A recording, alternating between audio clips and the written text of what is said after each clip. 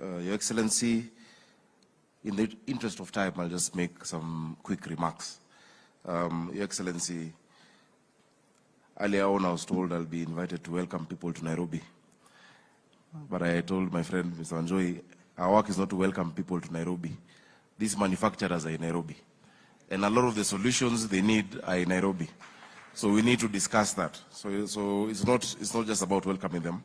Your Excellency, over the past few years, we've been engaging with the Association of Manufacturers at the Senate and in many other forums.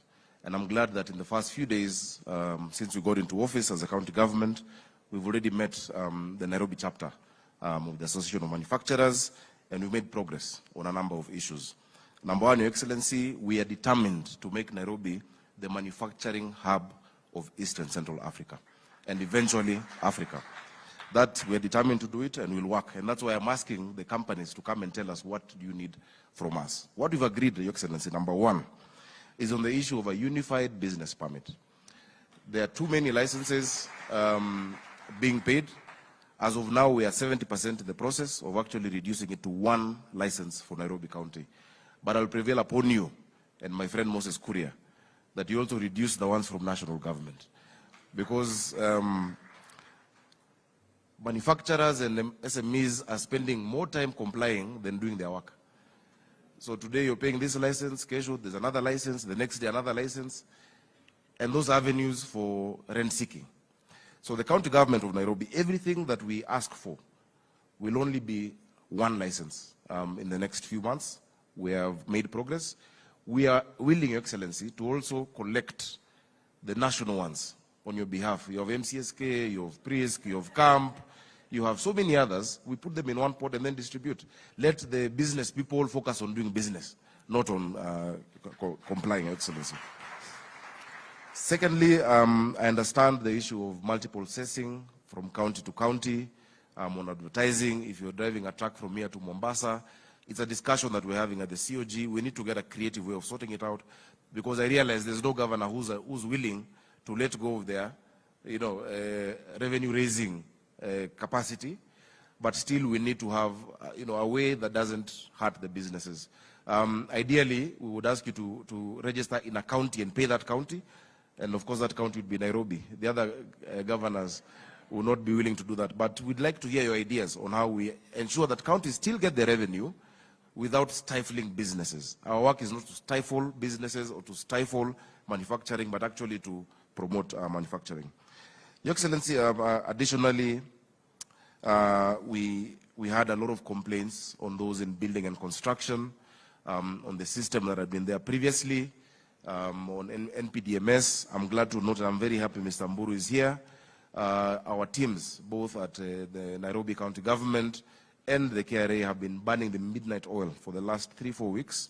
Next week, we'll be launching a new Nairobi plan, where in that platform, all of the complaints that have been there from the building industry, Your Excellency, have been catered for. Professionals in the building and built environment sector can track developments from the time you upload an approval to the time it comes out. There must be predictability. Nikila said you need certainty, so that you know where your approval is at whichever stage of the process. Your Excellency, we're also going to launch next week our new revamped revenue system for Nairobi. We call it Nairobi Pay, which addresses all of these issues. And I want to urge the manufacturers here, please, lipeni ushuru. We will serve you. Already for those in the industrial area, I am doing 39 roads. We're doing 39 roads for you. Linus forgot to mention I did for him. He's in Kasarani before I was governor. We will give you the environment to do your work, but we need you to also support us to be able to serve you better. So we hope that it will be more efficient. There's no payment that will be received in Nairobi after next week in cash. We are digitizing all our revenue streams. If anybody asks for payment in cash, just know it is not Nairobi County. Everything will be digitized.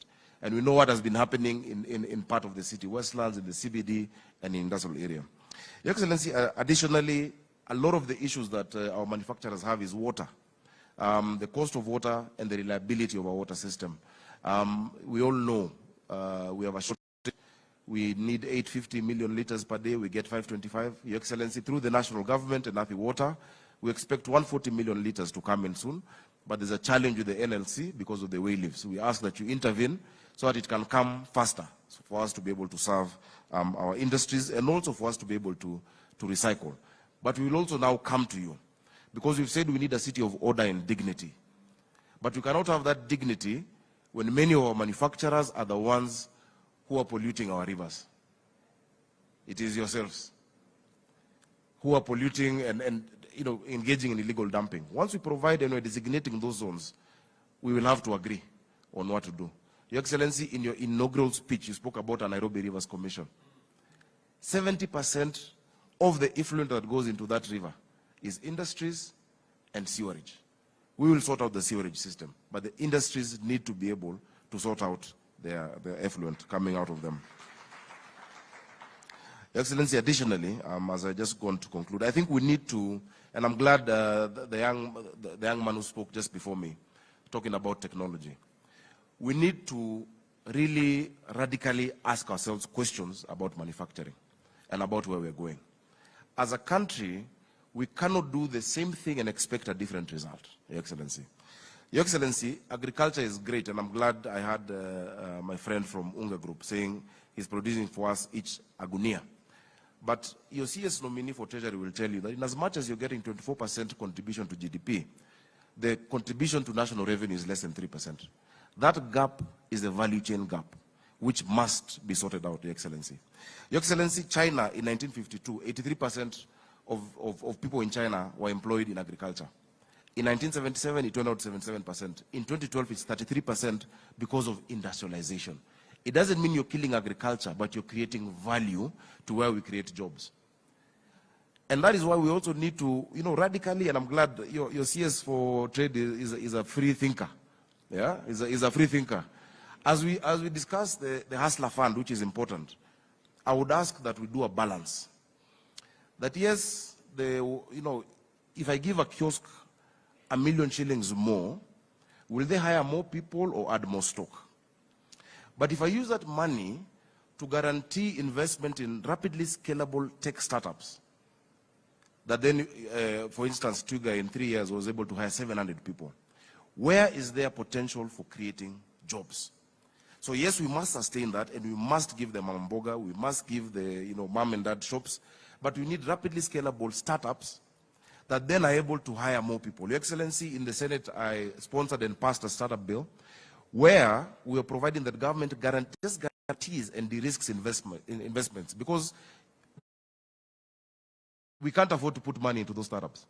But there are angel investors out there who are willing to come and put money if there's a climate where there's de-risking of those small groups. The innovation in Nairobi is amazing. This is the Silicon Savannah.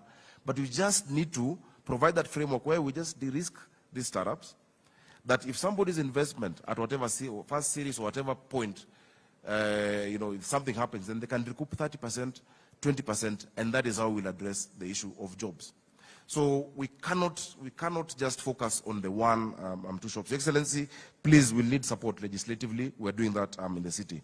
Finally, Excellency, I just want to thank you for the support that you've given us so far in being able to sort out the issues of the Nairobi Pay, Nairobi Plan, what we've discussed together with you that we will be launching. We ask that you also support us in pushing the prompt payment bill, which we had left in the Senate. Many of these people have money owed in government. I inherited a pending bill of 99 billion in Nairobi County, with NMS having 16 billion. If we don't pay them, we can't create those jobs. I want to guarantee manufacturers, Nairobi is going to be the economic hub of this continent. Please don't move out of Nairobi.